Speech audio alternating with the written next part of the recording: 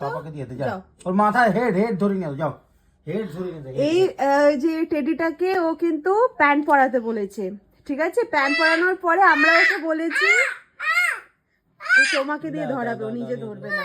আমরা বলেছি ও পটি করেছে, ঘৃণায় ওর কাছে যাচ্ছে না। ধরো ধরো, কিচ্ছু হবে না। আচ্ছা আচ্ছা, দিচ্ছি দিচ্ছি, দাঁড়াও।